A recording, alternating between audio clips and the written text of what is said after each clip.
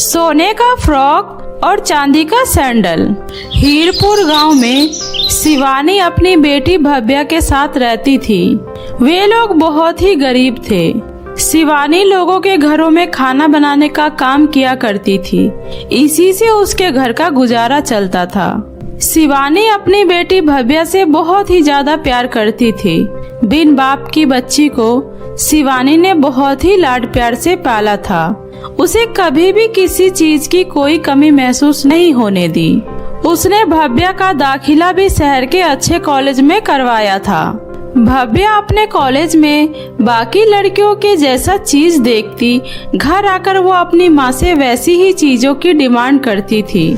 शिवानी अपनी बेटी की हर ख्वाहिश पूरी करने की पूरी कोशिश करती थी। एक दिन भव्या कॉलेज से घर आते ही अपनी माँ से बोलती है, माँ, मेरे कॉलेज की सारी लड़कियाँ पिकनिक पर शिमला जा रही है। मुझे भी पिकनिक पे जाना है। पिकनिक जाने के लिए मुझे 500 रुपए चाहिए माँ।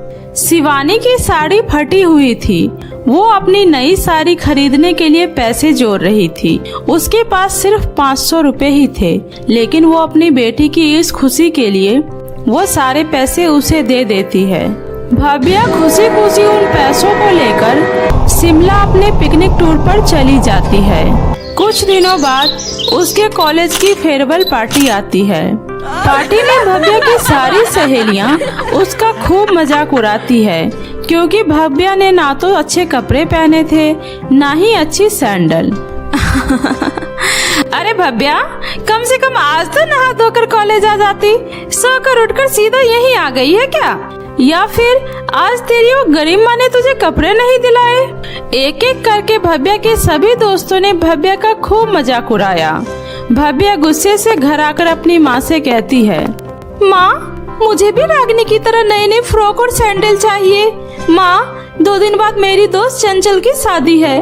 मैं चाहती हूँ कि इस शादी में मैं सबसे सुंदर लगूं। देखना, आसिमा की शादी में सब मेरी ही तारीफ करेंगे। माँ, मैं चंचल की शादी में सबसे सुंदर दिखना चाहती हूँ। फिर उसकी माँ शिवानी उसे समझाती है, बेटी, हमारे पास जितना है उसी में खुश रहना सीखो बेटी। अब तुम बड़ी हो गई हो। दूसरों की चीजें देखकर इच्छाएं करना बंद करो। हम उनकी तरह नहीं हो सकते बेटी। लेकिन माँ, मेरे पास खुश रहने के लिए आखिर है ही क्या? ये टूटा फूटा छोटा सा घर, इसमें मैं खुश रहूं? या फिर पुराने फटे हुए फ्रॉक, इसमें खुश रहूं? या मेरी ये पुरानी घिसी पिटी जूतियाँ, इसमें खुश रहूं? भव्या गुस्से से नाराज होकर बैठ जाती है। शिवानी के पास इतने पैसे नहीं होते हैं जिससे वो अपनी बेटी को नए फ्रॉक और नए सैंडल दिला सके। फिर वो अपनी बेटी के पास जाकर बोलती है, बेटा, मेरे पास तो भी पैसे नहीं हैं। कुछ दिन रुक जाओ, मैं तुम्हें तुम्हारी पसंद के फ्रॉक और सैंडल दिला दूंगी। लेकिन भव्या नहीं मानती है।